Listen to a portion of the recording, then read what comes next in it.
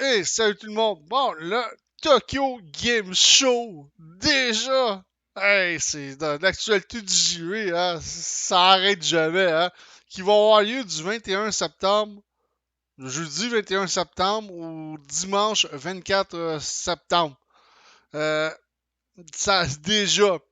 Puis il prévoit que ce salon-là va être massif. Autrement dit, big de ce côté-là. C'est un salon un peu comme la E3. Généralement, oui, il risque d'avoir des conférences de développeurs, ça c'est à peu près sûr. La E3, il y avait des conférences de développeurs. Fait que dans le Tokyo Game Show, il risque d'avoir des conférences de développeurs. Je ne sais pas si on va y avoir accès. Parce que c'est un événement que je surveillais plus ou moins à l'époque. À cause que moi, je suivais beaucoup le E3. Non, malheureusement, on sait ce qui est arrivé avec le E3. Justement, il en parle dans l'article un peu. Hein? Durant la pandémie, les salons physiques ont perdu de leur éclat et la première victime de cette situation aura été le 3. Eh oui, le 3, qui est la dernière édition qui a eu lieu en 2021. Mais soit dit en passant, j'ai trouvé qu'en 2021, le 3, c'était bien adapté malgré tout. Le concept, j'avais trouvé le concept assez génial parce qu'il a fallu une grosse adaptation. Puis j'ai trouvé qu'en 2021, le 3 avait été vraiment bien géré de ce côté-là. Évidemment, en 2022, on a appris que ça n'aurait pas eu lieu parce qu'ils voulaient, les organisateurs voulaient refaire la mouture, la formule du E3. Puis ils avaient dit qu'ils seraient de retour en 2023.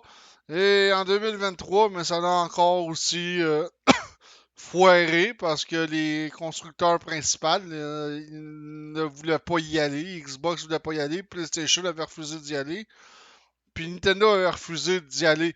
T'sais, au moins, de ne pas y aller, ok, mais faites au moins une vidéoconférence. S'ils auraient fait au moins une vidéoconférence à l'heure 3, ça aurait peut-être sauvé l'événement un peu, même je dirais pas mal, mais malgré tout. Mais les deux salons d'industrie, importants d'industrie, la Gamescom et la Tokyo Game Show, oui, la Gamescom, on a tendance à l'oublier. Elle a lieu au mois d'août. Je vais vous dire les dates tout de suite, hein, tant qu'à faire, on va y aller de ce pas. On va coller ça, vidéo Gamescom. Du mercredi 23 août au dimanche 27 août. Ça, par exemple, ce qui est le fun de la Gamescom comparé à la E3, c'est on peut y aller. Monsieur et madame, tout le monde peuvent y aller. C'est la même chose pour le Tokyo Game Show. La E3, c'était pas mal réservé à la presse du jeu vidéo. C'est ça qui commençait C'est pour ça que la E3 a commencé à perdre des plumes. C'était pas ouvert, genre grand public.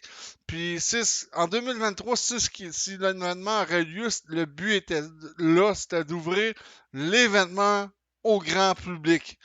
Mais ça n'a pas lieu. Mais la Gamescom, c'est un salon vraiment qu'on peut aller visiter. On peut acheter un ticket, un billet, et on peut y aller.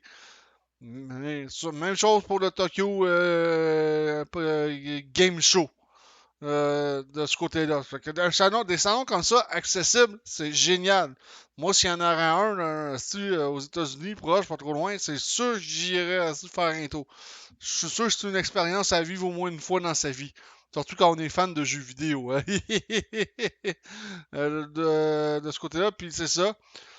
Le Tokyo Game Show peut retrouver sa splendeur d'antan et compte bien faire de l'édition de cette année l'une des plus massives de ces dernières années. C'est-à-dire un Christy de gros salon. C'est génial. Le salon reprend ses couleurs.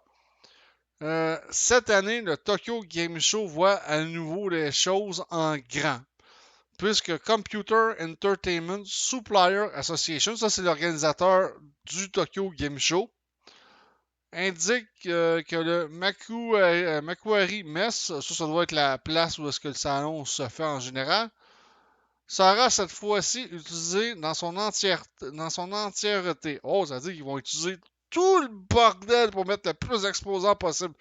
Génial, très bon point là-dessus par contre. On peut pas nous enlever ça, hein.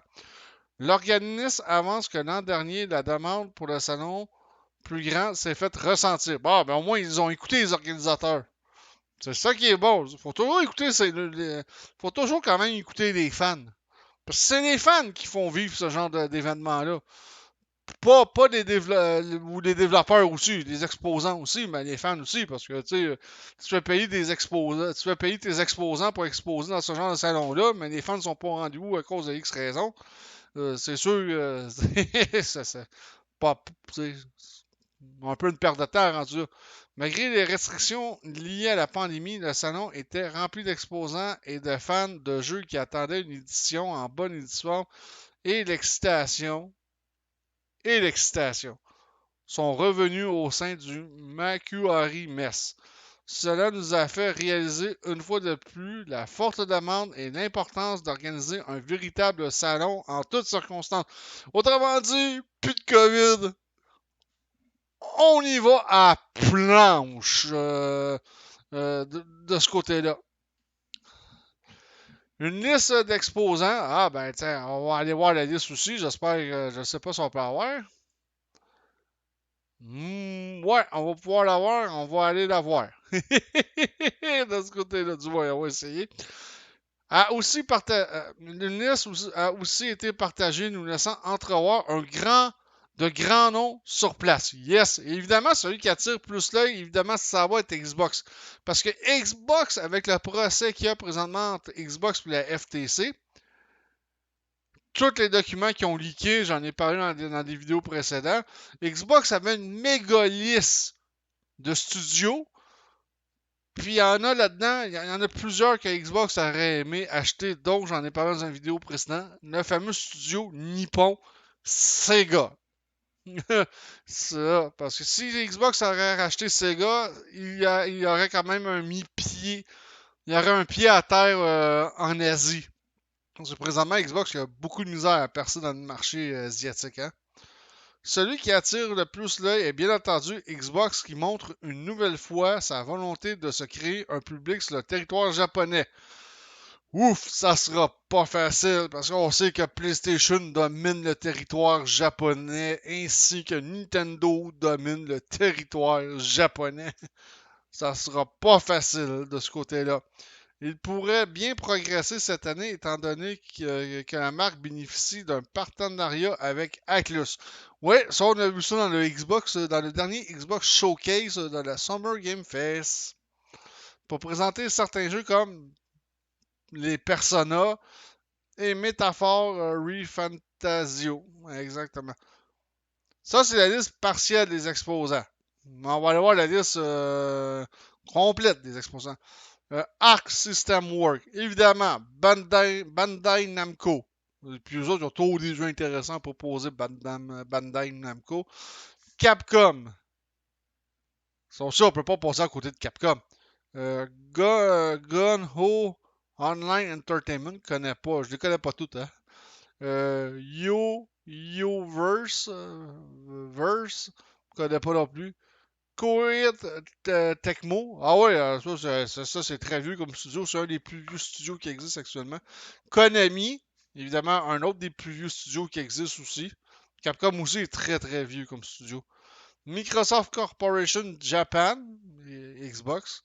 Sega Atlus. Atlus aussi, ils font de très très bons jeux. Square Enix, ce qui veut dire c'est pas. Ces studios-là, c'est pas tant que ça une surprise. On parle surtout des studios majeurs comme Konami, Koei, Tecmo.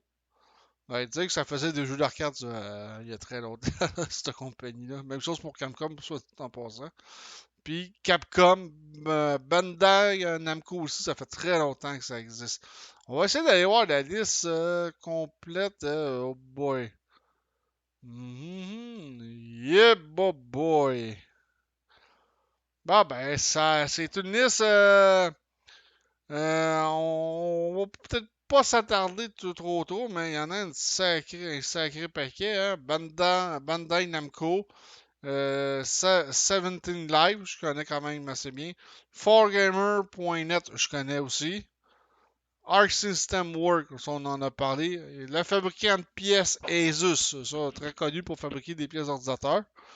Beep, je connais aussi un peu. Black Soul Game. Bybit, ouais, je connais un peu Bybit. Code Break, Capcom, City Connection, Corsair, qui est un fabricant ben, de certains périphériques pour ordinateurs comme Power Supply, des souris, des claviers.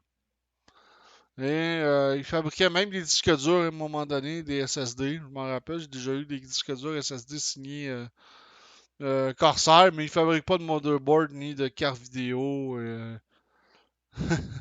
Mais ils fabriquent aussi de la mémoire vive. Hein. Très connu Corsair pour la mémoire vive, la Corsair Vengeance et évidemment la Corsair Dominator, qui est la haute gamme de chez Corsair dans la mémoire vive.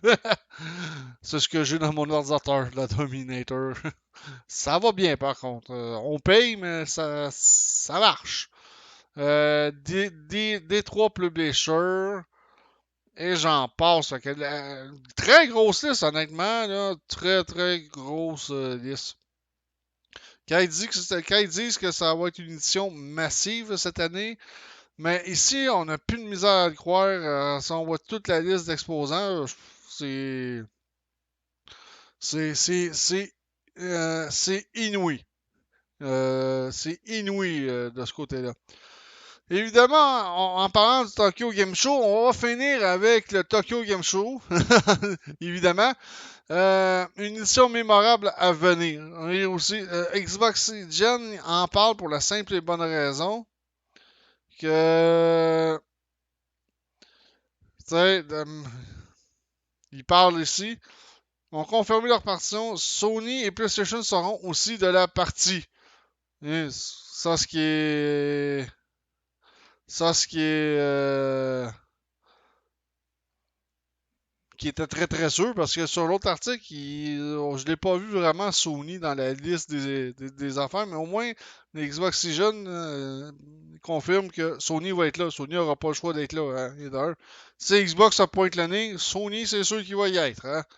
Sauf que je suis un peu déçu ici, ce qui parle dans cet article-ci, c'est que Nintendo ne tiendra que des réunions professionnelles lors du salon. Ça aurait été le fun que Nintendo expose de quoi quand même. C'est tellement,